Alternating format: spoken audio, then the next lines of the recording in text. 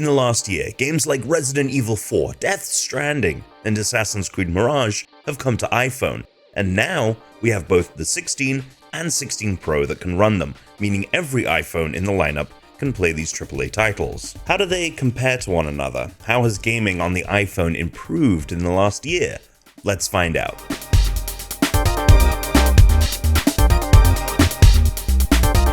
Let's start with the Pro iPhone. Yes, the standard 16 can play Assassin's Creed Mirage now too, but chances are if you have an interest in AAA gaming on your phone, you're probably more likely to gravitate towards the Pro. The keyword I'm going to focus on with the iPhone 16 Pro is consistency. The A18 Pro chip in this phone isn't such a massive step up in performance over last year's A17 Pro that there's a noticeable boost across the various titles, although the 16 Pro is definitely eking out a handful more frames in the more graphically intensive titles.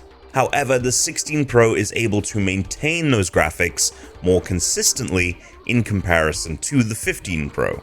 More stable frame rates, less hitching, providing an experience that is more in line with console gaming. Speaking of consoles, what I found interesting when testing these devices was the evolution of developers' approaches to how games run on the hardware.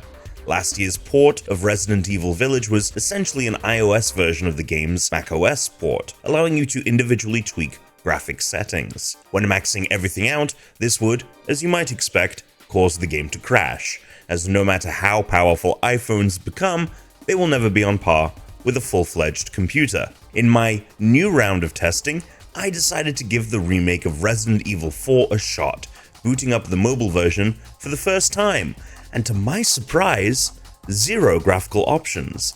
Not even a simple low, medium, high slider like in the iOS port of Assassin's Creed Mirage.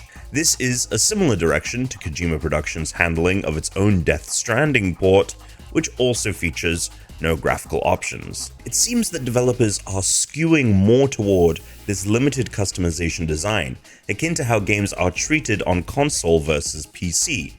I expect the upcoming iOS port of Resident Evil 2 Remake, releasing later this year, to fall in line with how Capcom treated 4 as opposed to Village. While I liked having the option to fine-tune those settings in Village, this approach makes total sense. There aren't a bunch of different variations of the iPhone like there are with PCs.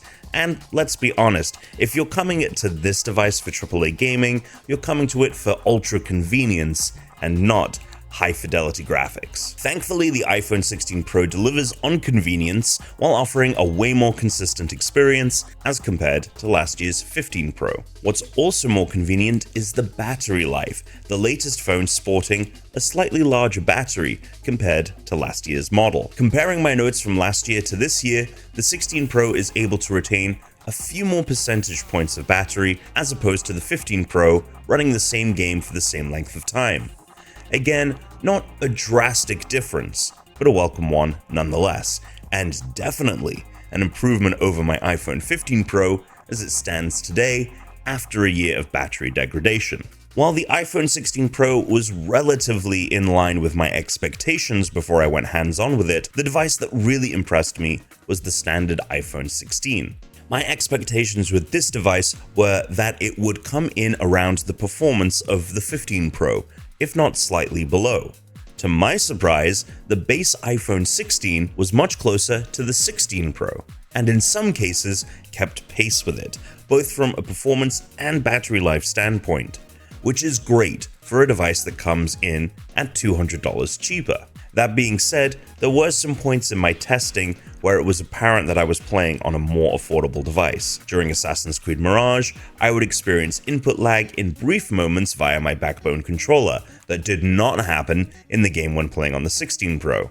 And in Resident Evil 4, there were points where the game would hitch for a second, which again at no point happened on the Pro model. These issues, however, weren't apparent when playing titles such as Diablo Immortal, Genshin Impact, and Call of Duty Warzone Mobile, games with graphics more akin to AAA console titles than your typical mobile game, but built from the ground up to be played on a phone. Much like how these experiences blur the lines between console and mobile gaming, so too do they blur the lines between the standard iPhone 16 and 16 Pro models, considering that these games are built to also run on much older, less powerful devices. No matter which new iPhone you pick, both of these phones eat these titles for breakfast. I will say, however, getting to go back and forth between the two smartphones, it must be noted that the 16 Pro screen is a big step up from that of the 16. But it's not just the size of the screen, it's the slimmer bezels and 120Hz display too. Having more screen real estate when measuring in single inches and a more responsive display makes touch controls far more enjoyable to use. This isn't something that would necessarily be noticeable if you weren't going back and forth between the two devices. If you're someone that always picks up the base iPhone, ignorance is bliss. But again, if you're eyeing a new phone with the intention of gaming more on it, I do think that the Pro's improved screen on top of the better A18 Pro chip is worth the investment. Overall, gaming on the new iPhones is a marked improvement over the previous year, particularly as that standard 16 can do things that last year's base iPhone 15 couldn't. No matter which direction you go, whether that be Pro or not, you're getting an incredibly capable device. Although as mentioned, the Pro definitely steps it up in a couple of areas that make it the go-to phone for playing games. I'm excited to see where Apple takes things from here, now that it's set a good baseline for AAA mobile gaming, and I'm also excited to see more developers take advantage of this massive market. Maybe we'll even see titles releasing day and date on iPhone rather than getting a port months, and sometimes years, down the line. It's interesting to think about, especially as console hardware sales have become somewhat stagnant, and the next generation is still years away. We'll probably be in the iPhone 20s by the time a PS6 or the next Xbox drops, and that will be the real test of whether these devices have what it takes to challenge Sony and Microsoft. But for now, Apple just took another step toward that challenge, and in many ways, it seems to be a bigger step than you could have predicted.